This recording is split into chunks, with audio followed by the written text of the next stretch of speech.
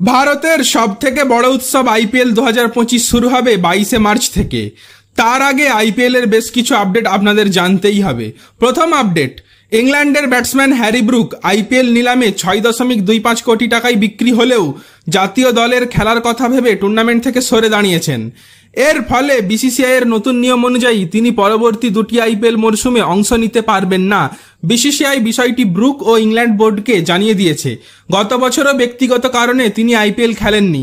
এই নিয়ম কার্যকর হওয়ার পর ব্রুকই প্রথম ক্রিকেটার যিনি 2 বছরের জন্য নির্বাসিত হলেন। তিনি 3 বছর পর ফের আইপিএল নিলামে অংশ নিতে পারবেন। এর পরের আপডেট হলো কেকেআরকে নিয়ে।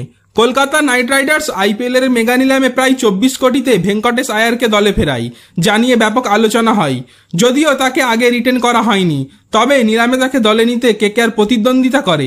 অনেকে মনে করেছিলেন এত দাম দিয়ে কেনা ভেঙ্কটেশই হবেন অধিনায়ক, কিন্তু পরে আজিঙ্ক রাহানেকে ক্যাপ্টেন এবং ভেঙ্কটেশ আয়ারকে ভাইস ক্যাপ্টেন করা হয়।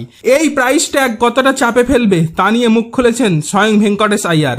ইডেন গার্ডেন্সে সাংবাদিক সম্মেলনে ভেঙ্কটেশ বলেন, বিষয়টা পুরোপুরি এড়িয়ে যাওয়া কঠিন, তবে আইপিএল শুরু হলে এটা মাথায় থাকবে না। তখন টিমের দিকটাই আসল, ভালো খেলার উপরও প্রত্যাশা থাকবে।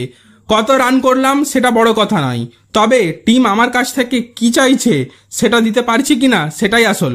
সেটা শুধু প্রাইস ট্যাগের জন্যই নয়, একজন প্লেয়ার হিসেবেও টিমে অবদান রাখাই লক্ষ্য থাকে। এর পরের আপডেট হলো আইপিএল ইতিহাসে এই প্রথম। এর আগে বাংলা থেকে কোনো আম্পায়ারকে আইপিএল এর মঞ্চে দেখা যায়নি। এবারের আইপিএল দেখবে একজন বাঙালিকে ম্যাচ পরিচালনা করতে, তিনি অভিজিৎ ভট্টাচার্য।